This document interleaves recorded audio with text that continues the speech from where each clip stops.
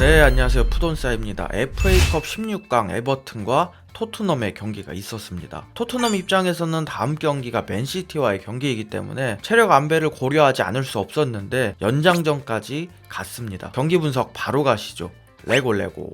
먼저 라인업을 살펴보면 무리뉴 감독은 과감하게 케인 선수를 벤치에서 시작시켰습니다. 최전방에는 케인 선수 대신 손흥민 선수가 나왔고, 지난 알비온전과 마찬가지로 라멜라, 모우라가 둘 다 나왔고, 손흥민 선수가 뛰던 왼쪽은 베르바인 선수가 나왔습니다. 수비 라인은 산체스와 토비가 센터백 듀오로 나왔고, 오른쪽은 간만에 도어티 선수가 선발로 나왔습니다. 전반 2분 이른 시간에 토트넘이 선제골을 넣었습니다. 측면에서 베르바인이 개인 능력을 통해 코너킥을 얻어냈고, 이 코너킥을 손흥민 선수가 처리합니다. 손흥민 선수는 코너킥 사인을 보내고 니어포스트 쪽으로 공을 보내고, 이걸 산체스가 살짝 방향만 돌려놓으면서 득점에 성공. 코너킥 상황을 좀 살펴보면 에버튼은 데인마크와 지역방어를 통해 콘 앞에서 수비를 했습니다. 1차적으로 작은 박스 안에 있는 선수들은 데인마크를 통해 수비를 하고, 그 밖에 있는 선수들은 지역방어를 통해 대형을 갖추고 수비를 시도했는데, 이 데인마크가 깨지면서 산체스의 득점이 나왔습니다.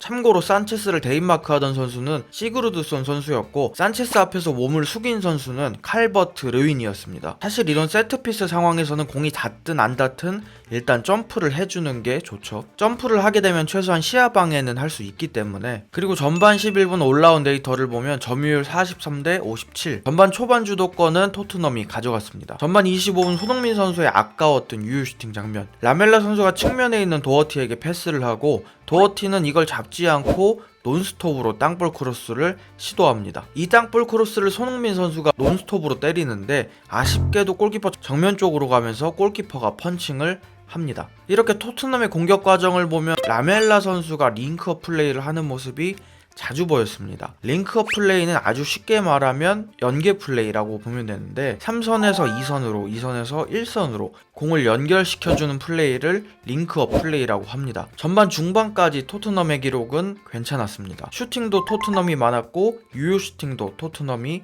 많았습니다. 그러다 후반 35분 후방 빌드업 상황에서 호이베르의 터치가 좀 길어지면서 두쿠레 선수에게 뺏깁니다. 이 공을 이워비가 바로 시그루드손에게 주고, 시그루드손은 르윈에게 주고, 르윈은 그대로 슈팅을 시도하는데 이게 요리스 손 맞고 들어갑니다. 1차적으로 공을 뺏긴 호이베르의 잘못이 일정 부분 있었고, 요리스 골키퍼의 실수도 분명 있었습니다. 사실 공이 세게 오든 무회전으로 오든 프로 레벨의 골키퍼라면 정면으로 오는 슈팅은 대부분 처리를 해줘야 됩니다. 이게 뭐 당장 코앞에서 슈팅을 한 것도 아니고 분명 아쉬운 장면이었습니다. 그리고 2분 후 바로 추가 실점을 하는 토트넘. 디뉴가 르윈에게 전진 패스를 하고, 르윈은 힐 패스로 히찰리송에게 공을 내줍니다. 히찰리송은 중앙에서 공을 끌고 가다가 토비를 앞에 두고 슈팅을 때리는데, 이게 토비를 지나 그대로 들어갑니다. 자세히 살펴보면 히찰리송의 슈팅이 토비 다리 사이로 들어가는데, 토비는 히찰리송이 오른쪽으로 슈팅을 시도할 거라고 생각하고 다리를 뻗었는데, 히찰리송은 역으로 그걸 노리고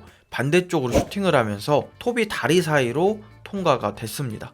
여기서 끝나지 않고 토트넘은 43분에 또 실점을 합니다. 이번에도 디뉴 쪽에서 시작이 됐는데, 디뉴가 패스를 하려고 하자 시그루드손을 잡고 있던 호이베르가 패스 길목으로 이동을 합니다. 아마도 땅볼 패스를 할 거라고 예상을 하고 가로채기를 시도한 것 같은데, 디뉴는 시그루드손이 뛴 앞쪽 공간에다가 공을 띄워서 패스를 보냅니다. 이후 시그루드손은 르윈에게 스루 패스를 넣고, 르윈이 공을 잡으려고 박스 안으로 침투하는 과정에서 호이베르와 접촉이 발생하면서 PK가 선언됩니다. 이후 PK를 시그루드손이 마무리. 그리고 전반 추가 시간 47분에 라멜라가 추격골을 넣습니다.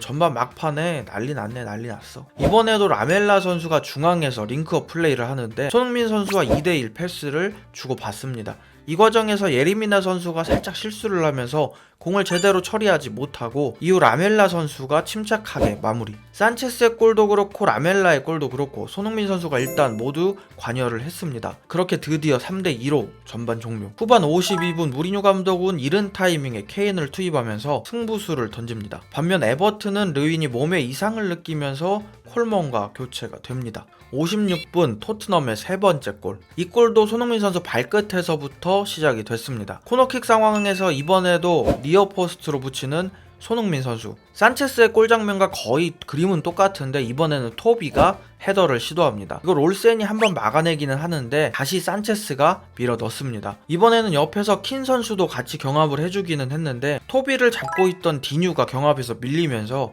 토비의 헤더가 나올 수 있었습니다. 근데 사실 180도 안 되는 디뉴가 왜 토비를 맨투맨 하고 있는지는 조금 의문입니다. 그리고 항상 그랬지만 손흥민 선수의 이 코너킥은 정말 날카롭습니다.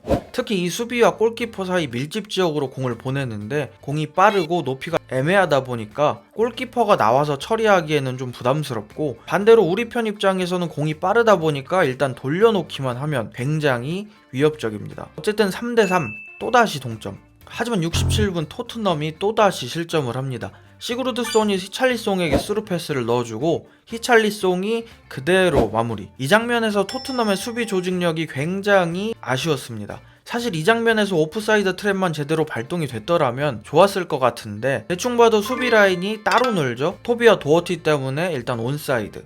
1차적으로 히찰리송을 놓친 산체스도 문제이고 수비 조직력이 굉장히 아쉬웠습니다. 그리고 76분 무리뉴 감독이 알리를 투입합니다. 80분에 올라온 데이터를 보면 오늘 경기에서 토트넘의 세부 내용은 괜찮았습니다.